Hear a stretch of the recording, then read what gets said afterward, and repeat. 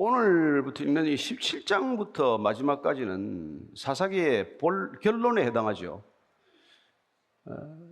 근데 사실은 이 레위인 제사장에 관한 두 가지 에피소드가 시간대별로 기록되지 않았습니다. 오늘 우리가 읽은 이 본문은 삼손이 죽고 나서 이런 일이 벌어졌다는 것이 아니라 사사시대 초기에 일어났던 일이에요. 그러니까 이 17장부터 21장까지는 결론이 아니라 사실은 사사시대, 사사기의 서론 부분에 해당하는 거예요. 그러니까 사사들이 이렇게 반복되면서 나라가 이렇게 지독히 타락하고 부패해서 이런 레위인 사건이나 미가의 신상 사건이나 레위인 첩사건이 일어난 게 아니에요. 이건 시간적으로 거슬러 올라가서 300년쯤 전에 거슬러 올라가서 여호수아가 가나안 땅에 들어와서 가나안 정복을 제대로 마치지 못한 채 떠나고 신앙이 급속히 타락하면서 이런 일들이 일어났었다는 것을 우리에게 알려주는 것입니다. 따라서 이런 일들이 있었기 때문에 시대적으로 사사시대가 전개되었다. 이게 사실은 사사기가 우리에게 주고자 하는 메시지죠. 따라서 우리가 이렇게 몇 주간 걸쳐서 볼 이 레위인 두 가지 사건은 이 시대 종교적 타락이 일어날 때 어떤 일이 예견되는지, 이 시대의 이 정말 참혹한 이 현상들은 어떤 데서 비롯된 것인지, 뭐가 선후의 관계인지를 한 번 더 되새겨보는 그런 시간이 될 것입니다. 1절, 2절 다시 읽습니다. 시작. 에브라임 산지에 미가라 이름하는 사람이 있더니 그는 어머니에게 이르되 어머니께서는 은천백을 잃어버리셨으므로 저주하시고 내 귀에도 말씀하셨더니 보소서 그 은이 내게 있나이다. 내가 그것을 가졌나이다 하니 그의 어머니가 이르되 내 아들이 여호와께 복받기를 원하노라 하니라. 에브라임 산지에 미가라 이름하는 사람이 있다고 되어 있는데 1절하고 4절에 미가라는 이름이 두 번 나오는데 그 이름의 원문에는 미카예후로 되어 있습니다. 그런데 미카예후, 미카야, 미가 이건 같은 이름이에요. 여호와 같은 이가 누구인가 그런 이름인데 미가는 축약형이 되는 거죠. 우리가 잘 알다시피 여호수아, 호세아, 예슈아 이 이름들이 같은 이름인데 축약형으로 이름이 짧아지듯이 미카예후라는 이름이 미카야 또는 미카로 이렇게 이름이 짧아진 것이죠. 어떻게 보면 1절 4절에서는 미카예후라고 불렀다가 뒤에 예후, 야후 그 이름이 생략됨으로써 이스라엘이 하나님을 잊어가는 것을 상징적으로 나타낸다고도 볼 수 있겠죠. 이 미가라고 하는 사람이 에브라임 산지에 살았는데 문제는 그 어머니가 가지고 있던 돈이 없어진 거예요. 그래서 그 어머니가 저주를 하게 됩니다. 돈이 없어졌으니까 누가 이 돈을 가져갔지 돈 가져간 사람은 저주를 받을 것이다 라고 저주를 했는데 알고 보니까 자기 아들이 그 돈을 가져가는 거예요. 그러니까 이 일은 어머니와 아들 사이에 일어났던 일입니다. 그래서 아들이 이게 어머니가 저주하는 걸 들으니까 마음이 편치 않아서 그 돈을 도로 어머니에게 내놓았어요. 그랬더니 그 어머니가 내 아들이 여호와께 복받기를 원한다. 어머니가 아들에게 돈을 왜 가져갔냐고 묻거나 따지거나 나무라지 않습니다. 오히려 그 돈 내놓았으니까 이제 복을 받을 것이다 이렇게 말하는 것이죠. 이 집의 신앙을 보여주는 단면이기도 하거니와 이 돈으로 뭘 하는지를 보면은 점점 이 시대의 신앙이 어떤 경로를 거쳐서 타락해 가는지를 한눈에 펼쳐 보이듯 보여주는 것이죠. 근데 사실 그 아버지가 미가 예후든 미가든 이름을 지을 때 여호와 같은 이가 누구냐? 그런 아들을 이름을 지을 때 심경이 어땠겠어요? 아들이 바른 신앙, 제대로 된 신앙을 갖도록 그렇게 간절한 어떤 소원을 가지고 이름을 짓지 않았겠어요?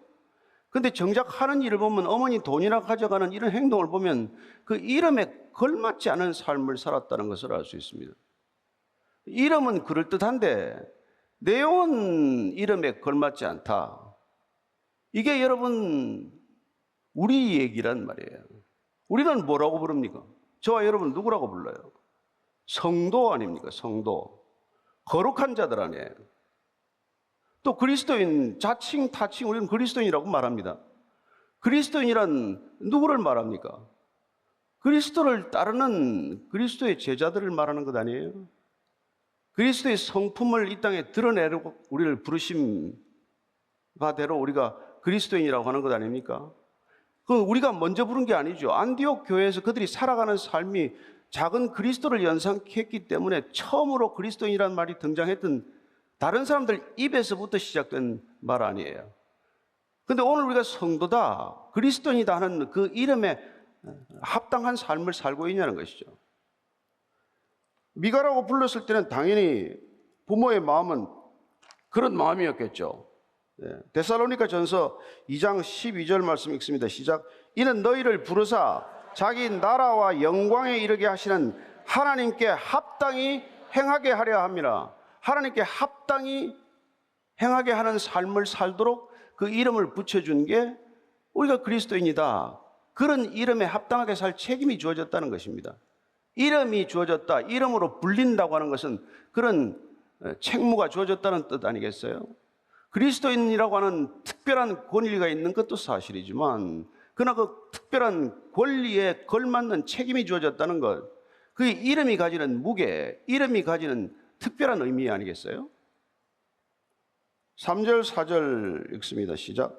미가가 은 1,100을 그의 어머니에게 도로 주매 그의 어머니가 이르되 내가 내 아들을 위하여 한 신상을 새기며 한 신상을 부어 만들기 위해 내 손에서 이 은을 여호와께 거룩히 드리노라.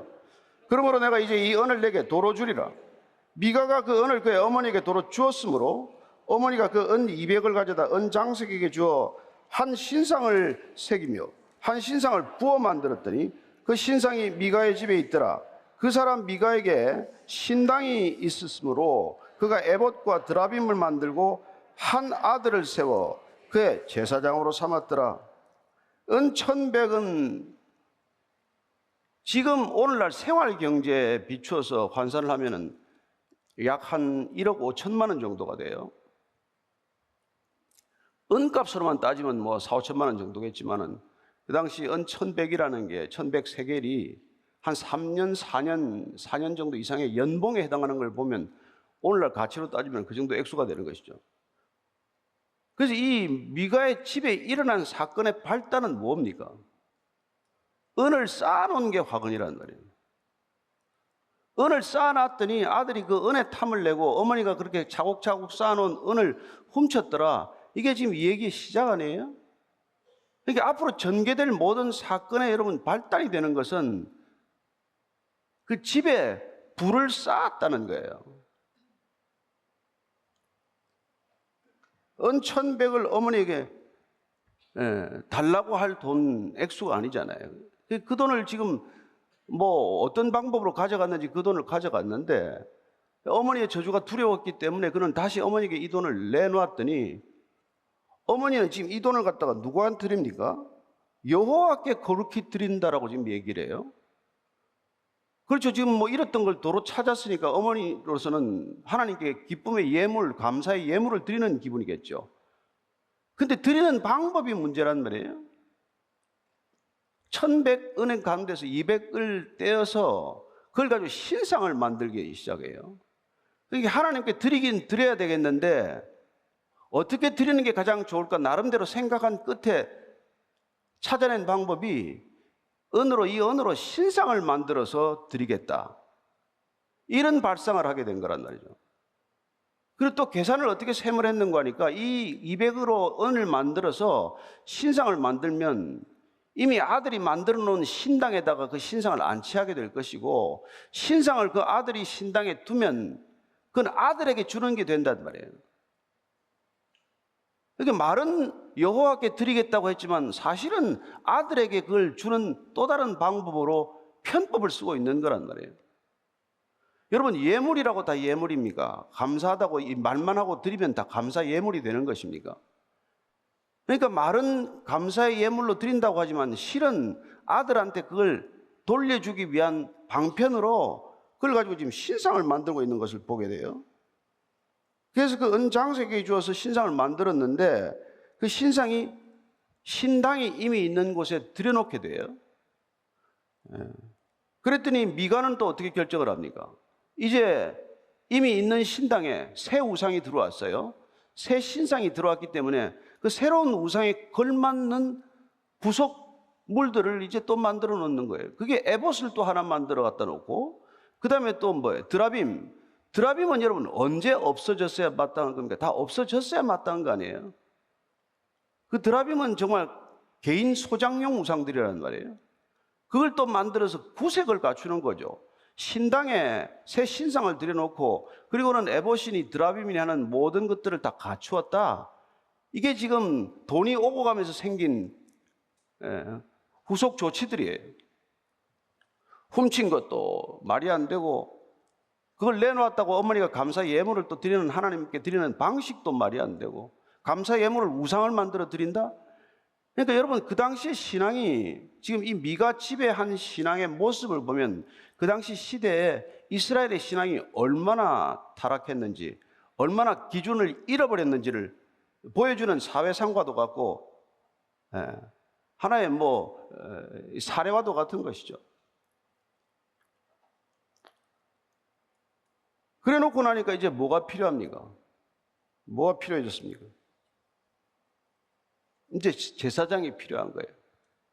자, 신당도 있고, 새로 우상도 새 우상, 값비싼 우상이 하나 들어왔고, 에봇이나 드라빔도 다 맞췄고, 그럼 이걸 가지고 지금 제사를 드릴 제사장이 하나 필요한데, 그 제사장을 갖다가 누구를 세웠다고요? 자기 아들들 중에 미가가 아들 하나를 제사장으로 만들었더라. 여러분, 이 제사장을 그렇게 세웁니까? 우리가 이 출애굽기 이후를 보면 제사장은 레위 지파의 아론 가문에서만 제사장을 세우도록 되어 있지 않아요. 그리고 레위인들만 법궤를 매도록 하지 않았습니까? 그런 규정들, 그런 율법들의 기준들은 하나도 지켜지지 않고 모든 것이 다 무너졌더라. 그게 지금 이 앞에 몇 줄에 기록된 이 미가 지배 일을 통해서 돌아보는 그 시대, 그 당시의 신앙의 모습이었다는 것이죠. 그래서 그 제사장까지 자기 마음대로 세우는 일이 생겼단 말이에요. 아니, 아주 그냥 목이 말라도 아주 그냥 허기가 진 거죠. 왜 제사장, 자기 가정 제사장, 자기 전속 제사장이 왜 필요해요? 나만 복 주는 사람 필요하다는 거 아니에요? 그래서 그것도 지금 제사장이 눈에 띄지 않으니까 레위인이 아니라 자기 아들을 자기가 그냥 제사장으로 임명한 거란 말이죠. 너는 우리 집 제사장이다. 그날로 제사장이 된 거죠. 왜 그런 일이 일어났다고 말합니까? 6절이요, 시작. 그때는 이스라엘에 왕이 없었으므로 사람마다 자기 소견에 옳은 대로 행하였더라. 이스라엘에 왕이 없긴 왜 없어요? 이스라엘의 왕은 하나님이십니다. 하나님이 왕이십니다. 그런데 그 왕이 거북스럽단 말이에요. 그리고 가나안 땅에 들어보니까 힘쓰고 번성하고 잘 먹고 잘 사는 것 전부 다 바알이나 무슨 아세라나 이런 걸 섬겨야 되는 걸로 보이잖아요. 그리고 강력한 왕이 있고 중앙집권적인 왕이 있어서 저 백성들은 저렇게 힘이 있고 저렇게 질서를 지키고 저렇게 살아가는구나. 우리에게도 저런 중앙집권적인 왕, 세속적인 왕, 모든 나라들이 가지고 있는 저 왕을 가져야 우리 문제가 해결이 될 터인데 그 왕이 없기 때문에 우리는 이런 어려움을 겪는다라고 생각을 하는 것이죠. 그래서 왕을 달라고는 지금 말 못하고 각자가 왕이 되었더라, 그 얘기예요. 각자 자기 소견에 옳은 대로 생각 보기에 자기 생각에 옳다고 생각되는 대로 사는 게 각자가 자기를 왕으로 삼고 사는 거란 말이죠. 그래서 자기 소견에 옳은 대로 사는 게 옳은 길입니까? 사람이 자기 소견에 옳다고 생각하는 길로 가보지만 결국은 필경은 그게 사망의 길이다. 그게 잠언 말씀 아니에요? 내가 보기에는 그게 옳은 길 같고 내가 보기에는 그게 바른 길 같고 내가 보기에는 그게 지름길 같지만은 그게 필경은 죽는 길이다. 죽음의 길이라는 거예요. 얼마나 죽음의 길을 향해 몰려갑니까? 사람들이 많이 가면은 옳은 길입니까? 사람들이 이렇게 몰려가면, 많이 가면 바른 길입니까? 사람들이 지름길이라고 하는데 그냥 속히 가면은 그게 제대로 된 길입니까? 그러면 주님께서 좁은 길 가라고 말씀 안 하셨죠. 그 길이 좋아 보이고 옳아 보이고 빨라 보여도 그 길은 필경 사망의 길이요. 좁고 협착한 길로 내가 가게 되면 그거는 지금은 죽는 길 같이 보여도 그게 사는 길이다. 그러니까 그리스도인들은 뭐예요? 세상의 기준으로 삼는 것에 일단 정반대의 길을 택해야 된단 말이에요. 우리가 세상에 사는 것은 그들과 함께 가기 위해서 세상에 있는 게 아니고, 세상에 다가가는 이유는 그들이 부러워서 다가가는 게 아니고, 그들에게 진정한 옳은 길, 진리의 길, 생명의 길, 사랑의 길이 있다는 걸 삶으로 증언하기 위해서 그들과 더불어 살아가는 것이고, 그들 속에 우리가 있는 거란 말이에요. 안 그러면 우리 다 뭐 그냥 수도원에 들어가서 있다가 그냥 주님 부르면 빨리 가는 게 제일 낫겠죠. 왜 우리가 세상 속에 살아야 하고 세상 속에 있어야만 합니까? 그들이 기준이 아니라는 걸 증언하기 위해서 우리의 삶으로, 우리의 신앙으로 증언하는 것 말고 그게 살아야 될 이유가 뭐가 있어요? 바울이 주님 부르면 빨리 가는 게 소리지만 여기 잠깐 남겨두신 일이 있어서 산다는 것을 그가 고백했듯이 우리도 마찬가지 아니에요. 7절부터 9절까지입니다. 시작. 유다 가족에 속한 유다 베들레헴에 한 청년이 있었으니 그는 레위인으로서 거기서 거류하였더라. 그 사람이 거주할 곳을 찾고자 하여 그 성읍 유다 베들레헴을 떠나가다가 에브라임 산지로 가서 미가의 집에 이르매 미가가 그에게 묻되 너는 어디서부터 오느냐 하니 그가 이르되 나는 유다 베들레헴의 레위인으로서 거류할 곳을 찾으러 가노라 하는지라. 유다 가족 중에서 베들레헴에 한 청년이 있었는데 레위인이었다. 레위인이 옮길 수 있어요. 원래 이 이스라엘 땅에 들어올 때 48개 성읍을 나누어서 레위인들이 다 각 성읍에 거주하게 했죠.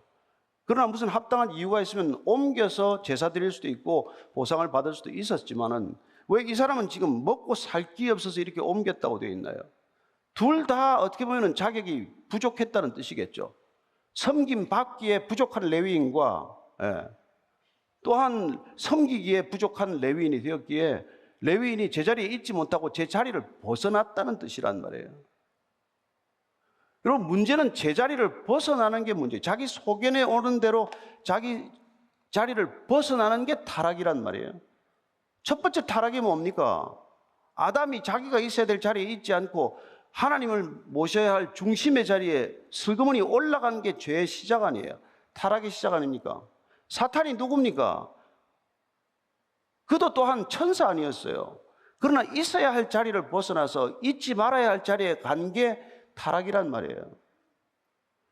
이 레위인이 지금 무슨 하나님의 부르심을 따라간 게 아니라 먹고 살기가 힘들다는 이유로 지금 옮긴단 말이에요. 좀 더 풍요롭고 좀 더 안정적인 사역지를 찾아서 떠나는 거예요.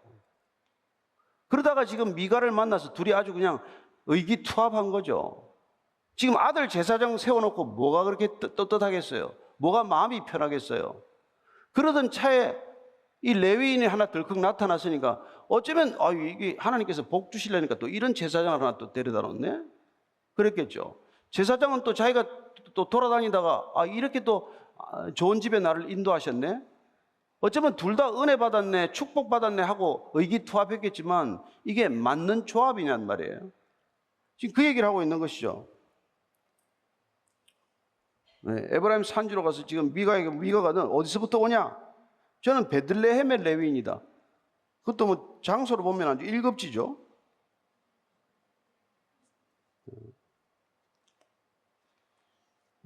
예레미야서 17장 5절을 한번 읽겠습니다. 시작. 여호와께서 이와 같이 말씀하시니라. 무릇 사람을 믿으며 육신으로 그의 힘을 삼고 마음이 여호와께서 떠난 그 사람은 저주를 받을 것이라. 하나님의 경고는 뭡니까? 사람 믿는 것, 그 다음에 육신으로 힘을 삼는 것, 세상 것들로 의지하는 것, 그리고 마음이 하나님께서 떠난 사람이 저주를 받을 것이라고 말씀하십니다. 그러니까 여러분, 우리가 사람 믿다가 뭐 한두 번 당합니까?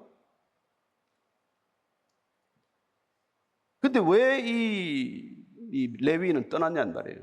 사람을 찾아 떠난 거란 말이에요. 신앙의 길이 아니라 내 편안의 길을 따라가다가 이런 일이 생기는 거예요. 자, 10절 11절입니다. 시작. 미가가 그에게 이르되 내가 나와 함께 거주하며 나를 위하여 아버지와 제사장이 되라. 내가 해마다 은열과 의복 한 벌과 먹을 것을 주리라 하므로 그 레위인이 들어갔더라. 그 레위인이 그 사람과 함께 거주하기를 만족하게 생각했으니 이는 그 청년이 미가의 아들 중 하나같이 됨이라. 아주 이게 복지가 아주 제대로 된 데를 간 거죠. 연봉도 은열에다가 의복도 한 벌, 먹을 것 다 해결됐어요. 이게 가장 바람직한 사역지입니까? 이걸 가겠다고 하나님께서 레위인으로 세우셨어요? 그렇지 않잖아요.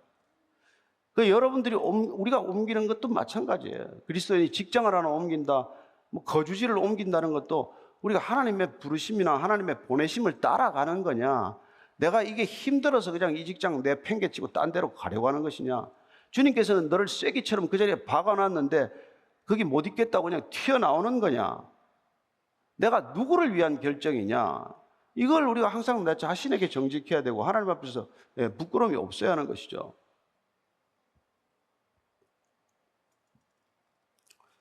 지금 그냥 이 미가는 이 젊은 레위인을 아들처럼 그냥 데리고 끼고 있는 것이죠. 왜요?